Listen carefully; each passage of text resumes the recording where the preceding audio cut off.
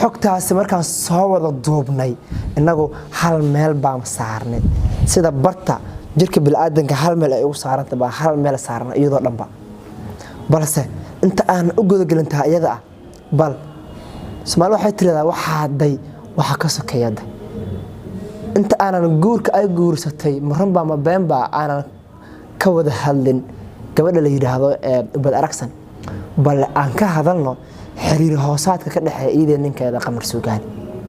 Assalaamu alaykum wa rahmatullahi ta'ala wa barakatuhu walaalaha ku xiran King Sulphur Media aniguna waxaan ahay King Sulphur waxaan hawada idin soo marnayaa salaantan ugu qaalisan mar labaad assalaamu alaykum wa rahmatullahi ta'ala wa barakatuhu. Welcome to another video bal ku soo dhawaada muuqaalka xiga muuqaalkeeni hore ee kan hadda aan ka hadlayaa muuqaalkan bal inta aan u gudagelin sida caadada inoo ahayd adiga hadda idaawanaya gabar yahay wiil yahay aabba yahay hooyo yahay adeer yahay afti yahay waxaan ka codsanayaa bal like-ta dhash ku si wax iska laba sakana comment-gana bal maskaxdaada aba ka fikiray bal comment yar dhac ku soo si inta kadib sina share garay biidin Ilaahay Kariim waxaan rabaa inaan yara dul istaago muuqaalkan muhiimadiisa waxa barta la yiraahdo Snapchat-ka iyo sidoo kale Instagram-ka isla wadaarsanaya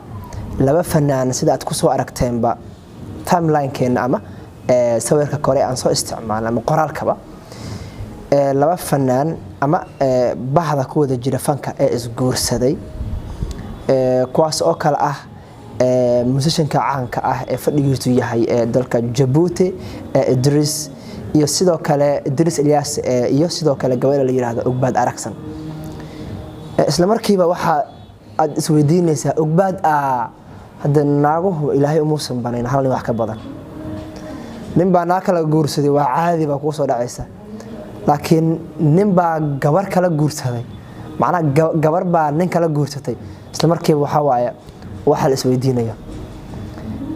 waxaan ku ogeynay gabadha la yiraahdo Ugbad inuu qabay nin la yiraahdo fanaan kale asagana caan ah aan wada jecelnahay ee Qamar Suugaan sidee nin kale ku guursan kartaa gabadha iyada ah waxa kale la isweydiin karaa waxay tahay guurkan maxaa ka jir karo jawigiisa waa qaab nooc ah xogtani ama xantani ma waxay la mid noqon doontaa beentii hore ama xogihii hore inta la maqlo isla markaasna ku wada biyo shuban jiray godka qashinka mise waxay noqon doonaan kuwa sida loo soo tabiyay ugu ran sheega waxa kale la isweydiinayaa hadii ay noqdaan xogtani xog sida loo soo wariyay xog ugu ran sheegta hadii ay noqoto hadda xagee laga baalmaray diintii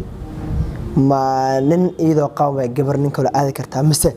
inta iska furtay bay ninkaas guursatay haddana waxa kale la isweydiin karaa aan kareesa idinkaga dhigay markaan maqlayno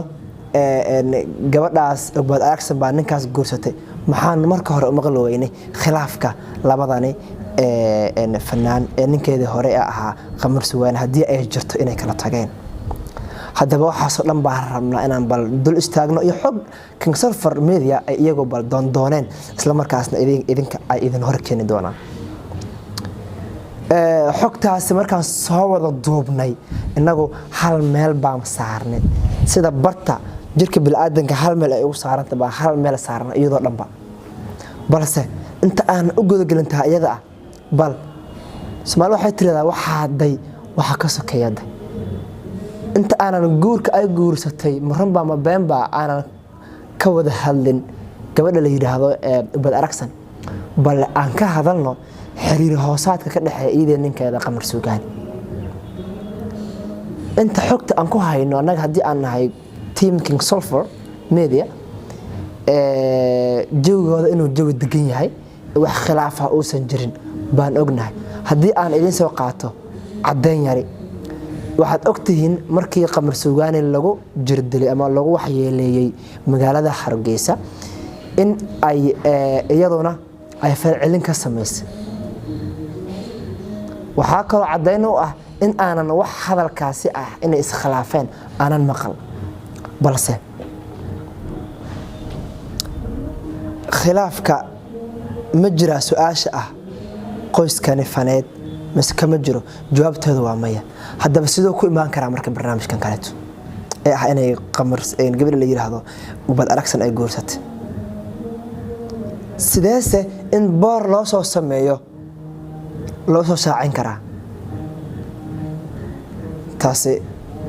King Sulphur oo idin cadeynaya ee waxa uu soo ogaaday xogahaas iyaga ah Djibouti telefoon u dir Hargeysa u dir hadda jigjiga kama fogay iyaduna balaalan u dir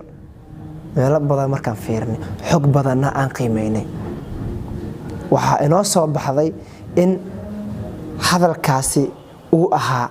waxba kama jiraan wax badan baa ka horeeyay hadal badan baa ka horeeyay oo magaalada galay oo lagu kala tagi jiray waxaad garateen ma kani marka kii iyaga ahaa wuxuu la mid yahay beenoobay inkastoo jiri karaan kuwa rumoobay ay jiri jireen waxaa badnaa hadal hayntii ahayd beeno raad male beeni raad male intaas ayaan kusoo gabagabaynaynaa waa ninkii King Sulphur ahaa oo ka codsanaya bal waa iska waqti yar iska sheer garay mar dhow baad arki doontaan inaan naga xidigaha marayno salaamu alaykum wa rahmatullahi ta'ala wa barakatuh